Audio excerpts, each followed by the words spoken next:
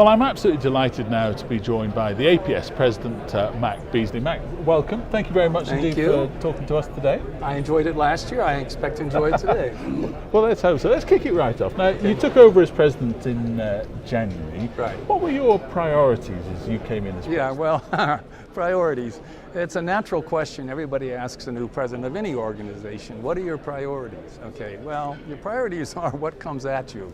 And so for us in APS, it really is the corporate reform and open access issues. And those are two issues that I've occupied essentially my full time in the 2 months that I've been president. Well, let's talk through corporate reform. So okay. What do you mean by corporate reform and what's on your plate right now? Okay, well, the APS is a corporation. Some people don't like that word, but we're a nonprofit corporation, and there are rules, legal rules of incorporation. But more importantly, when you look at our governance structure and our executive structure, we as an organization have been incredibly successful.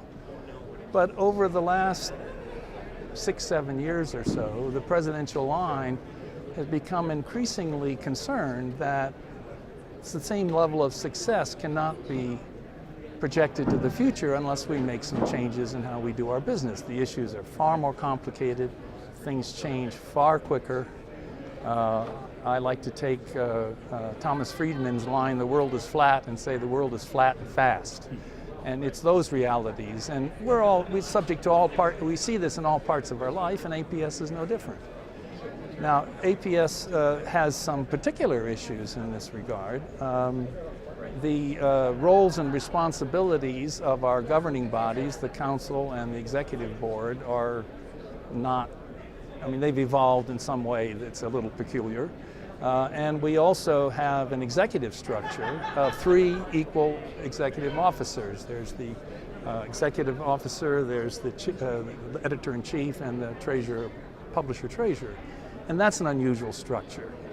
And so we need to look at each of those, and in particular how they relate one to the other, so that everybody's playing their right role, raising the right questions appropriately, and we function in a way that is strategic and efficient and up to the problems and tasks that we face, like open access. Open access is really important because depending on how it goes, it could affect seriously, negatively, our whole corporate model, financial model of APS, and you can't be neutral about that.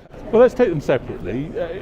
In terms of corporate reform, how are the members going to get involved? What are you looking for from the members? Well, we have the council, and the council is the body of the membership. It's really an assembly. It has a large membership, and it is built on the units so that all units are represented. It can't function as a board of directors, it's just too big. So the executive board effectively acts as the board of directors, and looking forward, I think the Committee on Corporate Reform, which is looking in that, says that should become the board of directors. But we definitely want to strengthen the council so that it has it can set its own agenda more, it can raise issues within the governance structure that are member-driven, and there's a number of proposals about how to do that I will discuss tomorrow at this town hall meeting on open access. That's Tuesday at 11:30 to 12:30.